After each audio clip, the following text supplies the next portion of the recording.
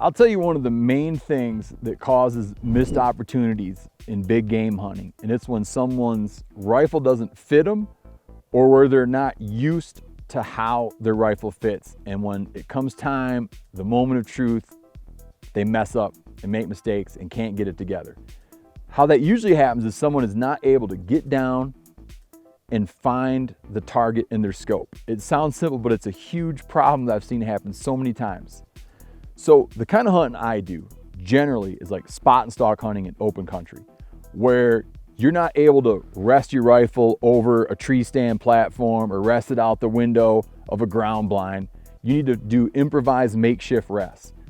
For me, usually that comes down to like resting over a backpack, because in this kind of hunting, elk, mule deer, antelope, you don't know when the moment's gonna happen.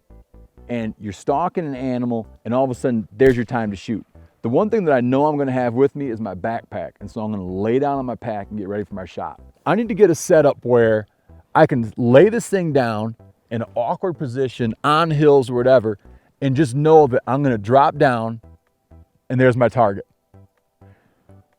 This doesn't just happen by chance. Like, you don't just go buy any rifle and put any scope on it and think you're gonna get there. There's a handful of things you need to mess with and work with to get it so it's gonna work for you. Most obvious is just having a rifle that fits you. There's a thing called length of pull on your rifle. And it's basically, it winds up being the distances between your shoulder and your trigger finger. So that's a thing that you can adjust by finding the right rifle that fits, or by manipulating your shoulder pad to get that right. But the most important thing, and the thing I think causes the biggest problem for someone, is the distance. So your scope distance, or the distances between here and here. And when you rest your cheek, does that scope naturally line up? That you can influence by what size mounts you're using. Because this is a tally mount. So you can get these in low, medium, high, and you can manipulate that distance to wind up being where it's a good fit for you.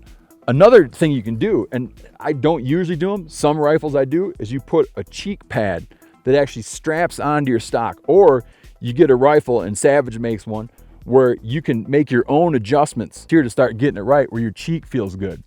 Luckily for me, this stock rifle fits me really well. That doesn't mean it's gonna fit you well, but it fits me great if I'm using my medium mounts. And another thing I'm doing is you have a little bit of play. When you mount a scope, there's some play between when you move it forward and back, called eye relief. So these are all things that really matter. And you're trying to get to a point where you can where you lay down, throw your rifle up, you're in a comfortable position, you're looking at your target. Let's say you pick some piece of brush 200 yards away, move over. Does everything line up, right? Are you going like this and trying to figure stuff out, or is it just like bam? And I like to have my stuff where it's there.